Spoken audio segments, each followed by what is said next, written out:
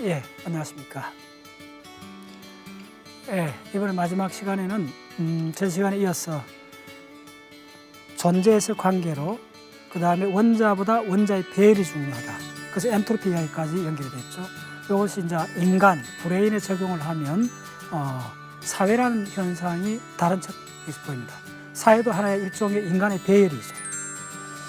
사회가 되는 데서 가장 중요한 관건은 인간의 독자적 유일성이라는 셀프가 출현한다는 거죠. 브레인이 만드는 환상이긴 하지만 굉장히 유용한, 인간이 문화를 만드는 데 궁극적으로 셀프라는 것이 엄청난 작용을 하게 되는 거죠. 그래서 인간 사회의 관계, 사회화, 이것이 도대체 어떤 관점에서 봐야 되는가를 설명드립니다.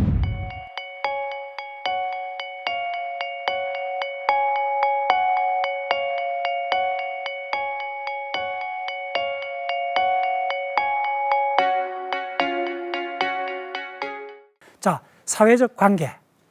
자, 모든 관계는 시간과 공간의 관계에서 시작했죠. 우주론적 시간과 공간의 관계가 인간에 와서는 셀프를 중심으로 한 사회적 관계가 출현하는 거죠. 그 사회적 관계는 어떻게 출현하느냐 하면 먼저 언어를 통한 개념이 생깁니다.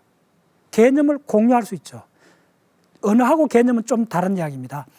개념이 먼저 출현합니다. 브레인 진화에서. 개념은 상하, 이런 관계죠, 일종의.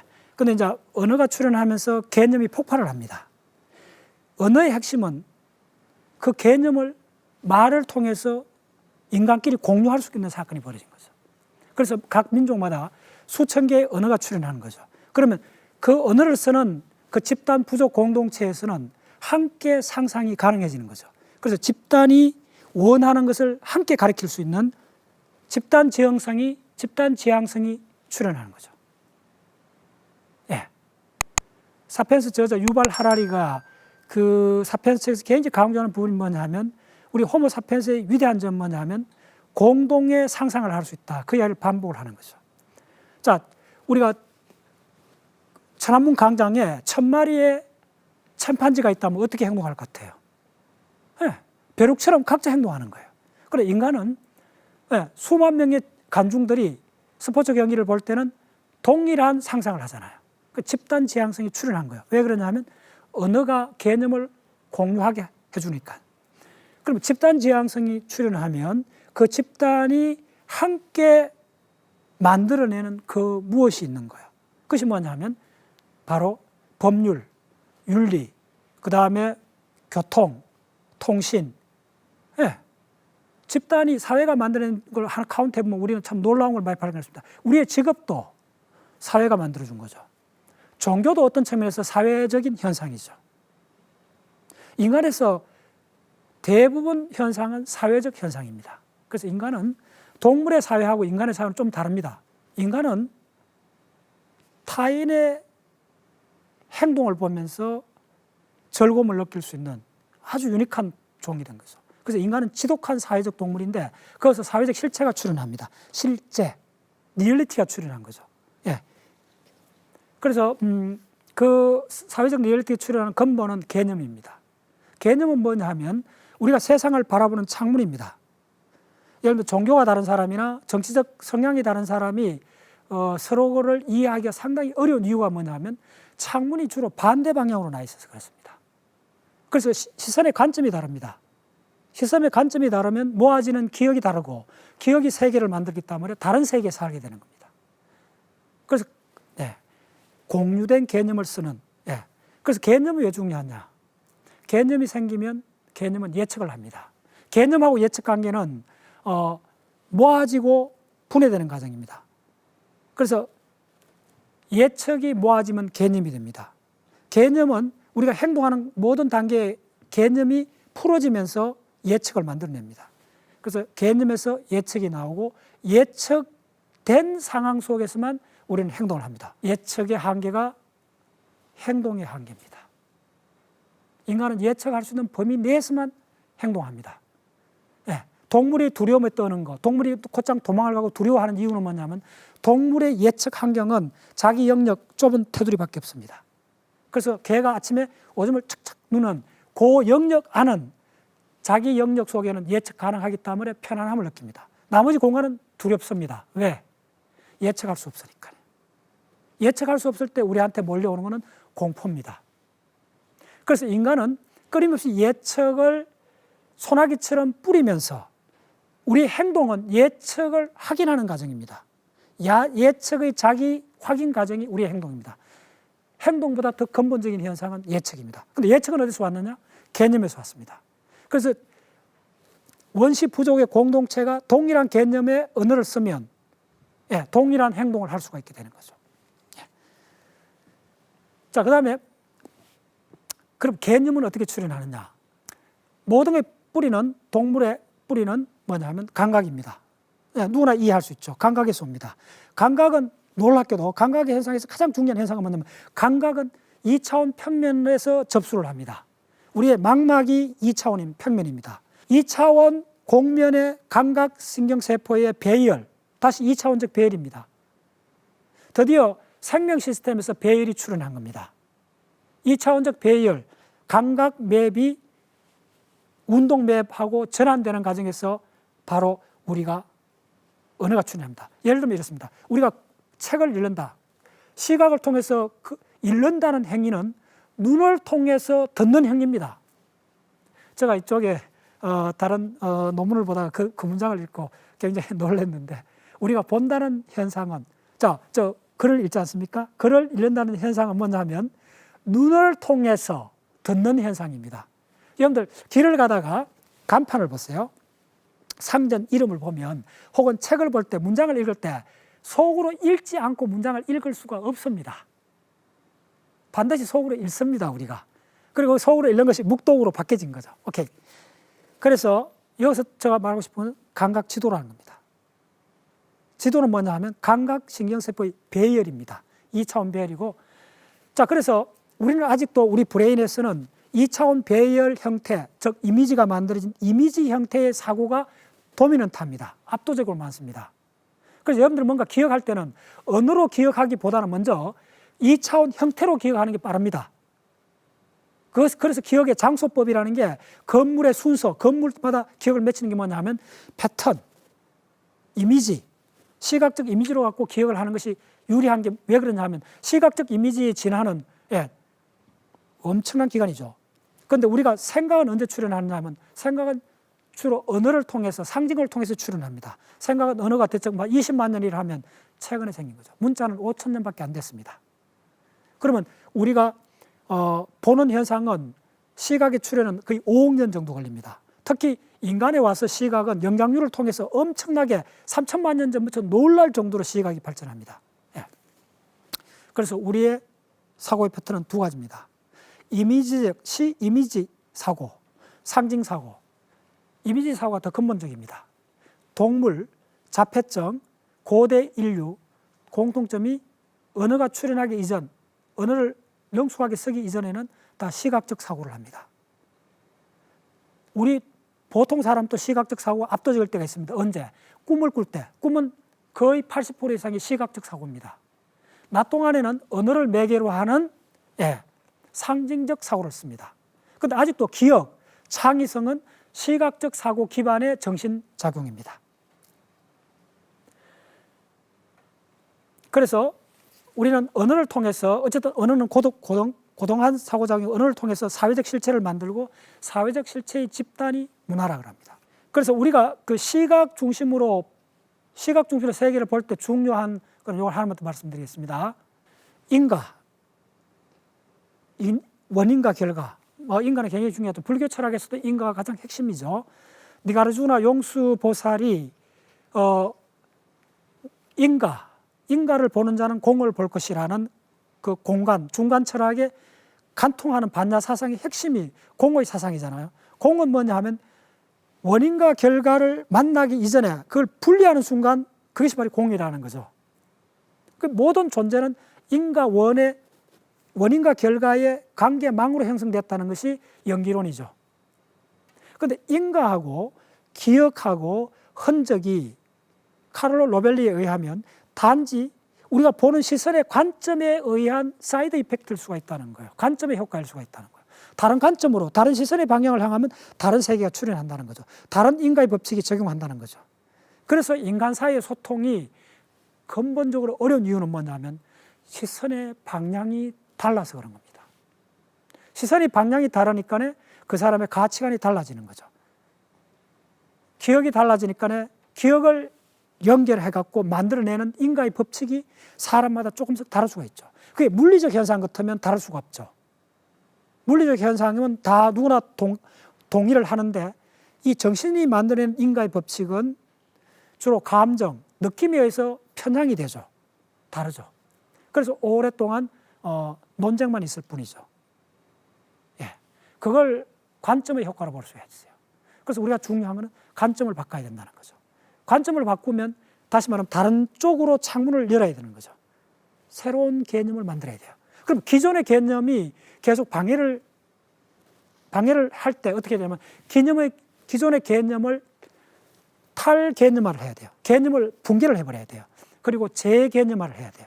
그래서 우리가 흔히 하는 거죠. 우리가 얻기를 원하던 아주 소중한 것이 있는데 자기가 달성을 못하면 우리는 어떻게 하죠?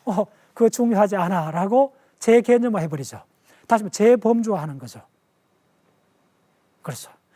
우리가 재범주화 혹은 새로운 개념을 만들 수 있다는 말은 뒤집으면 우리가 믿는 인과가 그렇게 공고하지 않고 어떤 관점의 효과일 수 있다는 걸 시사하는 겁니다.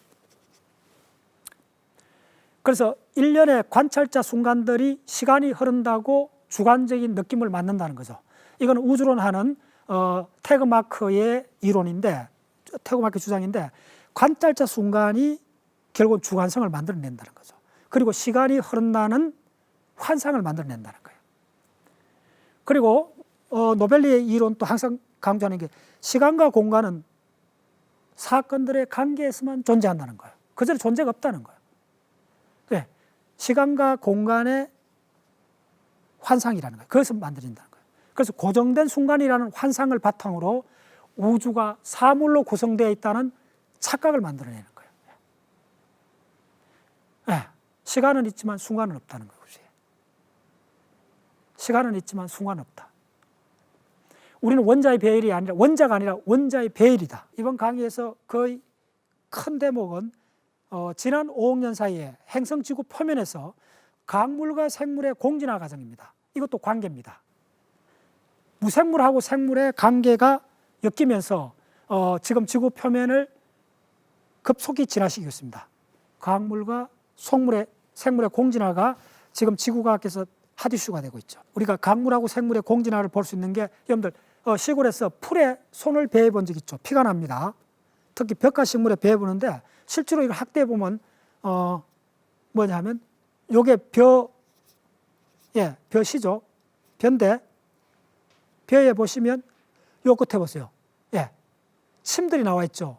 이게 뭐냐면 유리침입니다. 찔립니다. 피가 나죠. 근데 이게 유리가, 자 보세요. 이 날카로운 유리가 풀잎에 이렇게 나와 있는 이유가 뭘까요? 유리는 SiO2입니다. 광물이죠. 세포는 생물이죠. 세포가 광물을 분자 상태로 흡수합니다. 이게 신생대 와서는 굉장히 중요한 사건입니다. 지구 표면에서 굉장히 중요한 사건이 됩니다.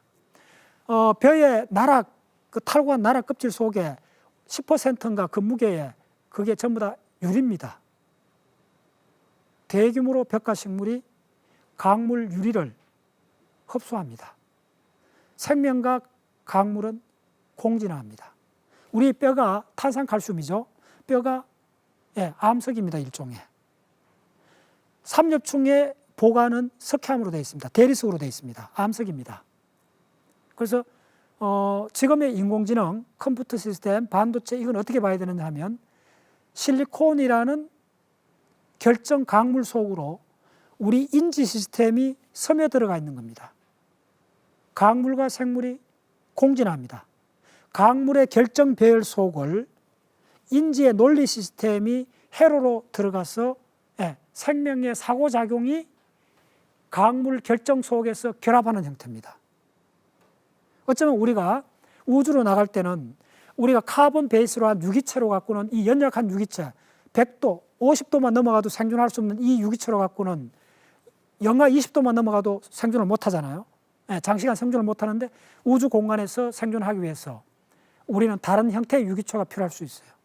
물론 우주복을 입고 인간이 만든 인공 환경 속에서 생존을 하긴 하지만은 우주에서 살기 위해서는 92개의 원소를 어쩌면 다 사용해야 될 미래가 올 겁니다.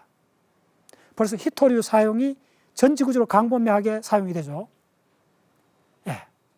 란탄족, 악티늄족, 이름도 생소한 그런 원소들이 드디어 반도체, 특히 스마트폰 속에 10종류가 넘는 히토류 원소가 들어가 있습니다.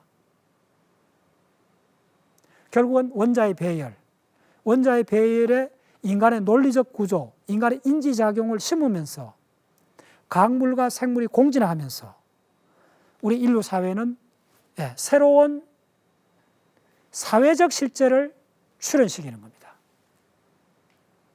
사회적 실제. 그것이 뭐냐 하면 윤리, 종교, 교육, 통신, 전쟁, 다 사회적 시스템입니다. 직업. 어쩌면 바이러스는 사회적 시스템에 충격을 주는 다른 분자들의 배열로 볼 수 있습니다. 거대한 배열들의 난무하는 춤입니다. 그럼 어떤 배열이 도미넌트한 주인이 될 것인가? 그 배열을 바로 상태입니다. 그것이 바로 연력학이고 그 상태를 확률로서 계산할 수 있습니다. 상태, 배열, 관계, 그건 같은 집합입니다. 존재, 순간, 인가, 이런 것들은 다른 배열입니다.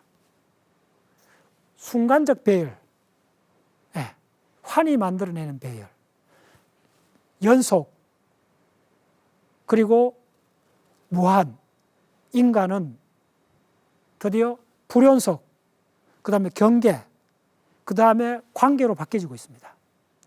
그 관계에서, 시간과 공간의 관계에서 물질, 존재가 출현하고 공간을 경계 지으면서 공간이 양자화되면서 주기율표의 원자들이 출현하고 그 원자들의 배열 상태에 의해서 드디어 인간의 의식이 출현하고 일련의 그러한 상태들의 바뀜, 변하는 상태밖에 없습니다. 변하는 상태가 빠르게 변하든 느리게 변하든 정도의 차이지 상태의 변화, 관계의 변화, 그밖에 없습니다. 같은 비율로 관계가 변하는 걸 공변적이라고 합니다. 일반 상대성 이론의 미분을 공변 미분이라고 그러는데 함께 바뀌는 것이죠. 그런데 인간관계는 공변적이지 않죠. 그래서 우리는 섭섭한 배신을 당하고 그런 이야기를 하는데 공변적이지 않죠. 어쨌든 관계입니다. 관계는 뭐냐 하면 원자의 배열 상태입니다. 그리고 원자의 배열에서 그 원자의 배열을 만들어주는 시공의 구조, 그 시공의 구조는 근본적으로 제가 이쪽 공부를 하면서 자연과학의 가장 근본적인 개념은 대칭이라고 지난 한 20년 동안 주장을 하는데 대칭이라는 개념, 대칭이라는 그거, 대칭은 뭐냐 하면 아무것도 일어나지 않는 상태입니다. 열적 평형 상태라고 보시면 됩니다. 그 대칭에 의해서 대칭이 붕괴가 되고 존재가 출현하는 겁니다. 우주의 4가지 힘이 분화가 돼서 독립된 힘으로 세계상을 만들고 거기서 영원한 현재라는 순간의 연속이 나옵니다. 그것이 바로 빛에 의한 이벤트, 빛의 다발입니다. 그 빛이 바로 빛의 가장 유니크한 속성은 빛의 속도가 일정하다는 겁니다. 어떠한 관찰자에 대해서도 일정합니다. 진공에서. 물론 물질 속에서 빛의 속도는 줄어듭니다. 물질마다 다릅니다. 그런데 진공에서 가는 이야기입니다. 우주에 관한 모든 이야기는 진공 상태에서 이야기를 하셔야 됩니다. 진공에서의 빛의 속도는 어떠한 관찰자에서도 유니크하게 강속 딱 하나로 고정되어 있습니다. 여기서 일반 특수상대성 이론이 시작합니다. 빛이 고정되어 있기 때문에 공간과 시간이 변합니다. 빛에 의해서 관계가 출현하는 겁니다. 그게 불교에서 화엄 사상에서 이야기하는 바로 연기, 중중무진 연기.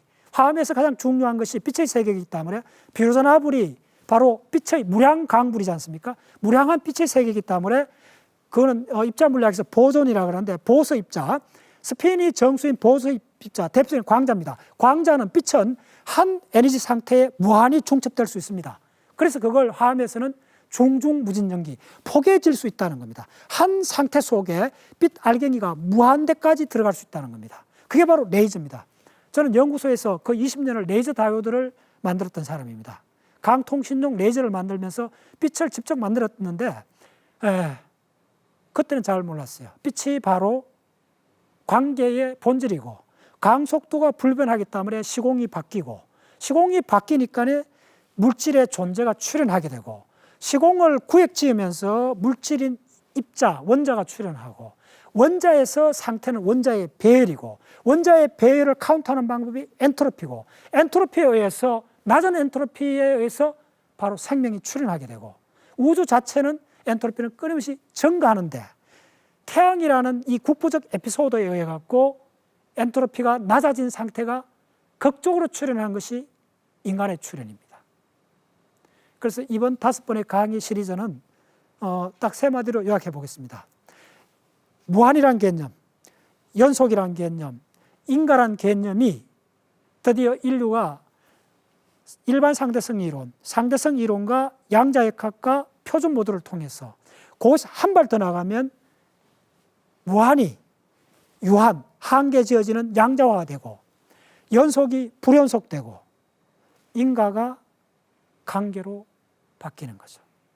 인과도 관계 중에 하나죠. 인과라는 관계는 시간이 만들어낸 관계입니다. 그런데 시간은 움직이는 존재마다 다 다르기 때문에 우주에 모두 통용되는, 인간 사회에 모두 통용되는 인간은 어렵습니다. 그래서 인간의 커뮤니케이션, 인간이 인간을 이해한다는 것은 관점에 관한 이야기고 다른 인간을 주장하는 다른 인간의 충돌이라 볼 수 있습니다. 그래서 인간은 국지적입니다. 존재하기는 하는데 국지적으로 순서와 인간은 국지적 현상입니다. 우주 전체로 볼 때. 그것이 우주론 초기에 나오는 가장 중요한 사건이 뭐냐면 인플레이션이 일어났을 때 빛의 속도보다 더 빛이 도달하지 않는 우주 영역이 있습니다. 계산돼 나옵니다. 우주론에서. 빛이 도달하지 않는 우주 영역이 지금 우주에도 존재합니다. 그 빛이 도달하지 않는 우주는 그 영역은 인과의 법칙이 적용이 안 됩니다. 왜냐하면 인간은 관계고 관계는 빛에 의해서 광속도에서 결정되는 것이기 때문에 빛이 미치지 못하는 곳에는 인과가 미치지 못합니다. 그래서 인간은 국지적인 현상입니다. 그래서 본 강의를 마무리하면서 우리 관계라는 거, 관계는 바로 시간과 공간의 관계고 광속 불변이 만들어준 관계입니다. 그 관계에서 생긴 존재가 바로 물질입니다. 원자입니다. 우리는 다시 한번 우주 본연의 자세를 현대 물리학을 통해서 잠시 엿보다 읽어보시면 됩니다. 명상이나 종교는 그 본연의 자리를 이런 수식 없이 원래 직관적으로 들어간 그런 영역일 수가 있어요. 그건 경험으로 들어가는 거죠. 그래서 보지 않는 자는 이야기할 수 없는 영역이죠. 그러나 우리는 본인의 경험이 아니라도 이러한 우주적 관계를 통해서 물리학이 밝힌 관계를 통해서 우주의 본연의 자세를 유추해 볼 수는 있습니다. 감사합니다.